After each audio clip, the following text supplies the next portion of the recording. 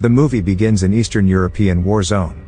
Scientist businessman Hunt hires ex-soldier turned mercenary DC who recruits other mercenaries to go to a mysterious destination to protect him on a real estate business for his company. The mercenaries deliberate and question on where they are going actually and how the place is while in truck. It is believed to be a 48 hours mission. They hear the sound of distant fighting, jet planes and artillery as they go deeper. DC starts to direct and give out orders to his men on their arrival. They enter into the forest with their arms ready.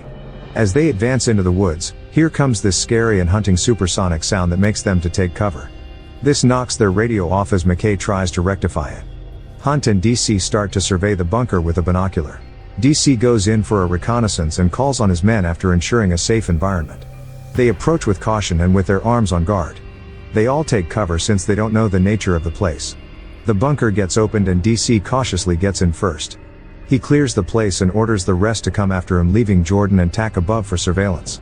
They put on their light and advance deeper. They can feel the strange environment. Out of anxiety and caution, they start to survey the bunker.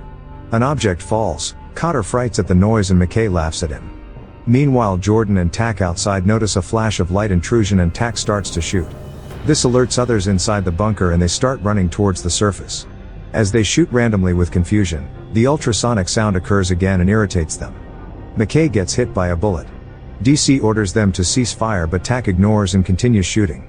DC confronts Tack for not obeying his ceasefire order. Tack claims that he has gunned down the intruder and DC orders him to go into the woods for clarification and clearing up, and he does as instructed. He comes back reporting not seeing any signs of intrusion and no shell cases.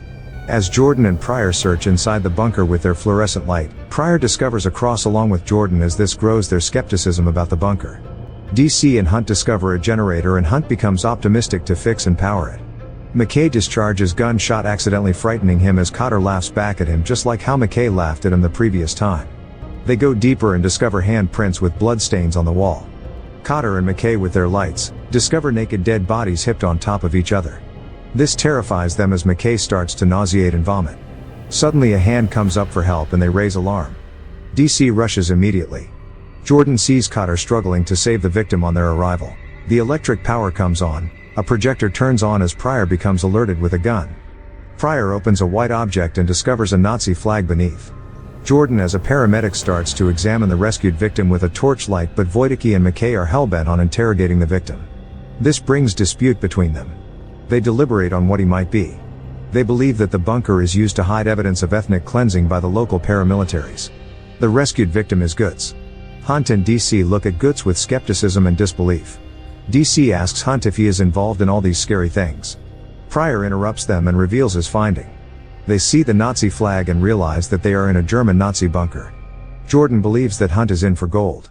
DC orders a perimeter of landmines in case other hostiles come for the same mission. McKay drags Goods to a sit and takes off his watch. Hunt finds and opens a secret chamber. Behold, it is a magnetic field machine. He immediately sends a secret message about finding the machine to the firm. Jordan examines the bullet that hit McKay. McKay tries to play chess with Goods, making him communicate but gets no response. Due to his restless state, a coin he picked falls off and he tries to pick it. McKay looks under the table and discovers two jackbooted men with Goods. He hurriedly picks and positions his gun. Suddenly they vanish. As Hunt examines the machine, something behind is watching him. Behind him is a mysterious soldier figure. His computer system mysteriously goes off power. He turns around when he hears a noise only for the figure to disappear. He tries to open the door but it mysteriously gets locked up. The figure appears again behind him and makes noise. As he turns with fear, it disappears again. DC knocks and opens the door and Hunt accuses them of pranking him. Pryor teases Goods with a bullet for him to communicate but no response. As McKay fiddles with the radio transmission equipment, a classical music starts to play on its own. This raises concern and anxiety amongst them. Despite McKay pulling the radio plug, the music continues. The music suddenly stops playing when it explodes. Goods is seen still sitting motionless. As they are on guard duty outside the bunker, they hear terrifying haunting noises of artillery and disturbing supersonic sounds. Suddenly lights glow around them and they sight some figures surrounding them. They open fire. This alerts others inside the bunker again. Disturbing wind knocks them off as Goods is seen still motionless. When the shooting stops, they realize that Tack is missing. DC picks up a Nazi relic and Wojtecki believes that the intruders are in for the same gold. DC realizes that there is no gold. Jordan shows DC the bullet that he removed from McKay, saying that the bullet is bent and has not been fired since the World War II era. DC gets agitated, hears a mysterious laugh, sees Guts and drags him furiously in a room on a gunpoint, threatening him. For the first time, Guts shows some sign of consciousness by looking directly at him. Hunt gets a film which they watch. He explains to DC about Nazi experiment that was done with the magnetic field machine using Einstein's theory of relativity inside the bunker, which led to the killings.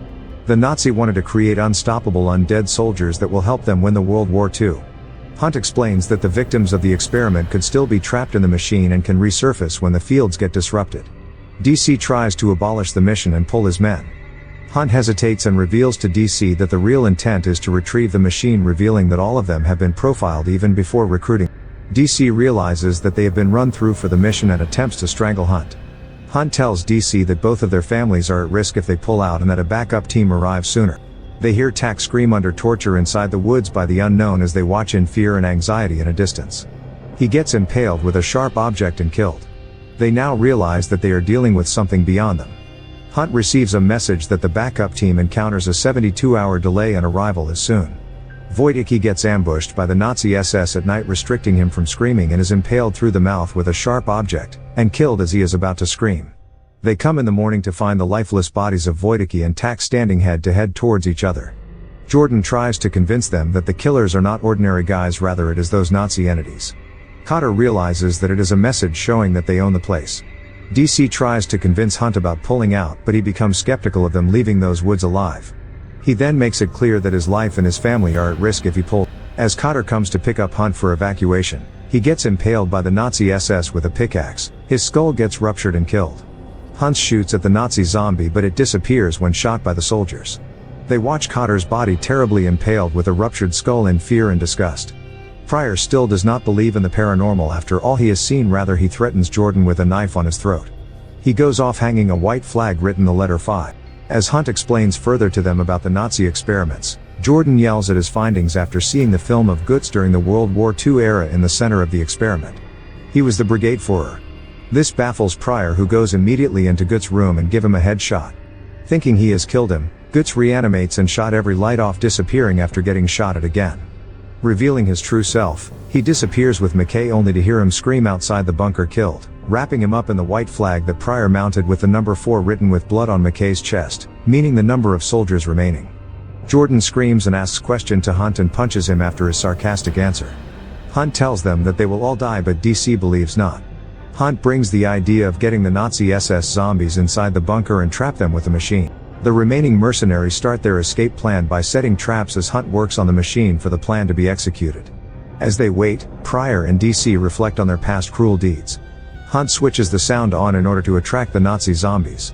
The sound draws them. Guts turns out to be the commander of the Nazi SS zombies as both commanders prepare for war. Guts orders his Nazi zombies with a nod to move. As the Nazi SS zombies approach them, they walk into explosive landmines which explode. With the mercenaries' firepower, gunshots and hits, they advance towards them. The mercenaries' plan is to draw them inside the bunker and activate the machine.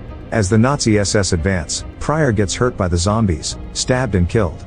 DC and Jordan keep on shooting and retreating. Suddenly Hunt fixes and activates the machine, which emits electric waves that shots the zombies down. They jubilate, but it is short-lived when the machine breaks down. The Nazi SS zombies regain their consciousness as Jordan gets brought down and stabbed severely by the zombies, finally getting killed. DC gets hurt amidst the battle. Hunt shows wounded DC the way to a possible escape route through a pipe tunnel, but DC's injury is severe to go with him. DC gives Hunt a pistol and he enters the tunnel. DC starts to shoot sporadically at the Nazi SS zombies with little to no effects. On Hunt's route to escape, he hears DC scream, realizing that he has been killed. Hunt bursts into the research chamber filled with dead bodies. As he opens the exit door to escape, Guts corners him with his zombie SS soldiers behind. Suddenly Hunt gets grabbed from behind by the Nazi SS zombies and gets pulled down. Shortly after, the backup team arrives only to be surrounded by the Nazi SS zombies. Guts orders assault against the backup team. Thanks for watching. If you like this video, please subscribe along with the notification bell.